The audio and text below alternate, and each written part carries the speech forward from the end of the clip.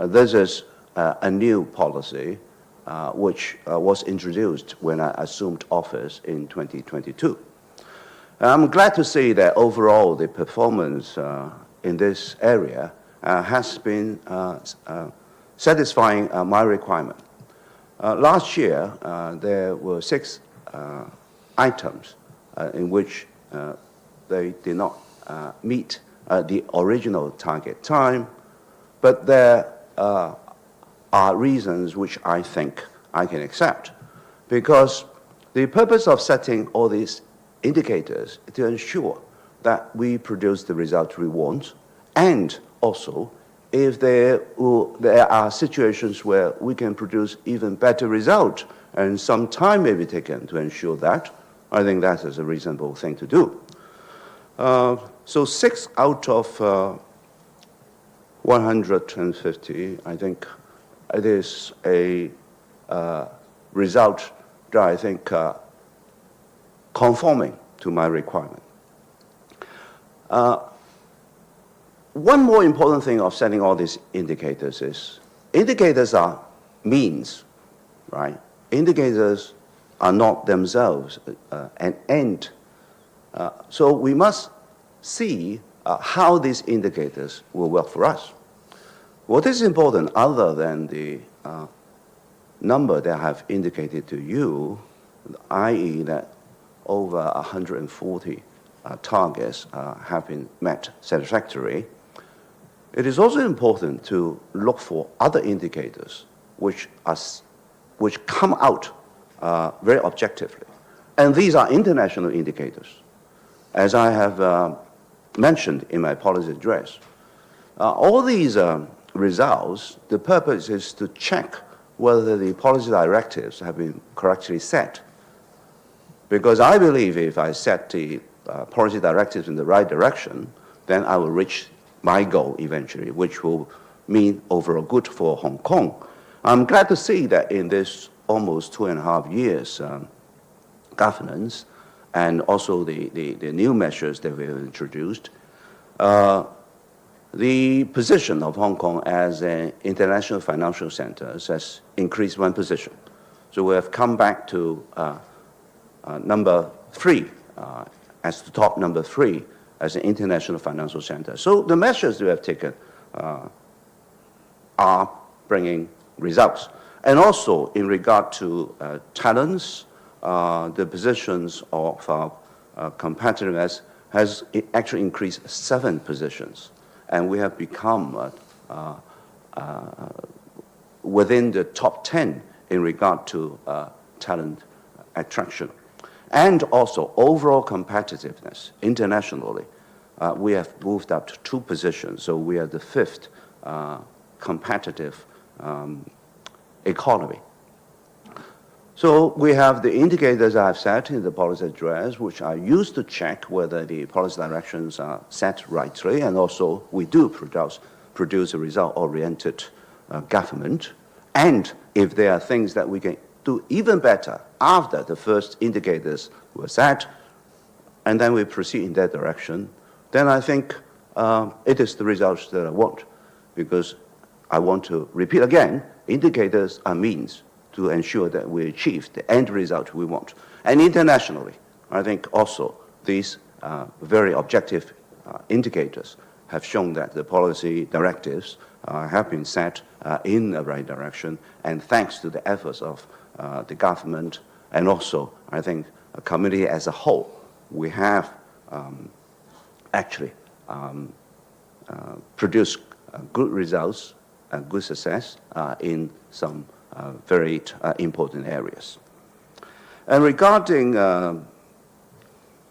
this plastic-free culture we want to build, we have already finished the first phase, which was the 6-month adaptation period for the first phase of plastic products to be, first of all, no longer be provided and also not to be offered for sale. I think these 6-month adaptation period has gone on smoothly. Generally, I think the culture has been built. But of course, if after this adaptation period, there are still occasions where the requirements have not been followed, we will take enforcement action. But I think it is important to know that changing culture in this area takes really quite some time. So my policy is, while we need to have punishment, but mainly I want this behavioral change as one that will be taken aboard by the majority of the people. So it's not punitive, heavy, rather it is both through allowing people to change behavior. So the community have more or less accepted this plastic-free culture, and also I'm glad to see that there are good results in the catering sector, in the building management sector, in the hotel sectors, which indicated that there have been a lot of disposable cutlery saved as a result of this plastic-free culture we want to build. And also, we will try to help industries or businesses to go through this process. So we will give people a reasonable period to correct. And the response department, environmental protection department, has already indicated we will give 10 days for people to correct if it is discovered during their checks. And of course, no correction. If no correction is taken after 10 days, then enforcement action will be taken, and he will be punished in accordance of the law. As regard to future, I think we want to go on to ensure that this plastic-free culture is more entrenched. So we will, first of all, prepare society and the businesses, particularly when we decide as to how we will go to the next stage, i.e., whether there will be sufficient alternative products available in the market for society to move smoothly into the next stage, and more importantly, affordable prices. Because what we learned from the first phase is, despite the fact that we all subscribe to this plastic-free culture, it is an important change of behavior. We also want businesses to be able to go through the process in a smooth manner, and people will be paying an affordable price for all these change of behavior. So these are the serious considerations EEB will bear in mind to design how we proceed further. 好，下一條提問。OK，第二行個女記者係啦。特首你好，無線嘅。咁之前財政司司長透露過咧，佢今年下半年會到訪中東啦。咁想問特首今次對佢嘅外訪有啲咩期望？同埋之前特首你都特區政府都去過幾次中東嘅。咁之前嘅協商結果有冇啲咩新嘅更新呢？咁同埋想了解下咧，琴日楊局長講過嗰啲猴子隔離中嘅猴子表現都有少少反覆嘅，咁想問下有冇更新，同埋之前驗到最近過身嗰兩隻係咪都係類鼻疽？唔該。我係本身亦都帶隊咧去咗中東3個國家。我去中東訪問咧，亦都帶埋一個高規格嘅一個商界或者專業人士嘅團隊嘅目的咧，係我哋開拓新市場，係鞏固我哋嘅貿易網絡，同埋咧希望咧係增加我哋整體經濟發展嘅潛能同埋可能性嘅。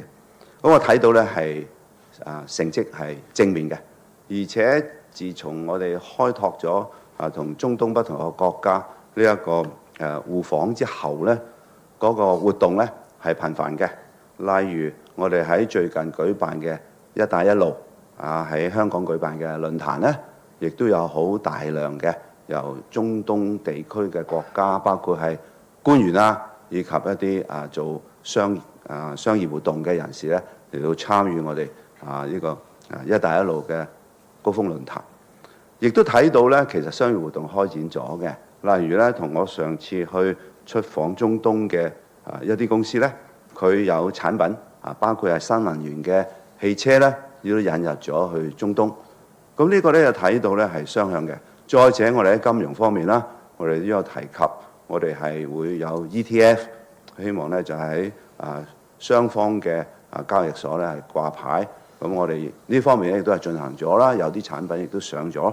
嗰呢方面咧係正面嘅，所以無論係財政司長或者其他嘅官員咧，去推廣喺呢方面嘅雙向交往咧，係不但對政府與政府之間嘅活動頻繁啦，亦都係推動咗咧商業兩地嘅商業營運者咧，大家係更加緊密嘅聯繫，亦都睇到咧係有啲正面嘅成績嘅。我知道咧，包括旅遊啊，包括酒店咧，亦都有啲項目咧係大家咧已經係有啲係直情係簽咗約咧去大家去合作發展嘅。而且咧，我哋都唔係淨係去推廣中東國家嘅市場，我哋亦都去推廣例如一啲一帶一路國家嘅市場東盟我自己去過，亦都會加強同東盟國家嘅聯繫同埋貿易發展。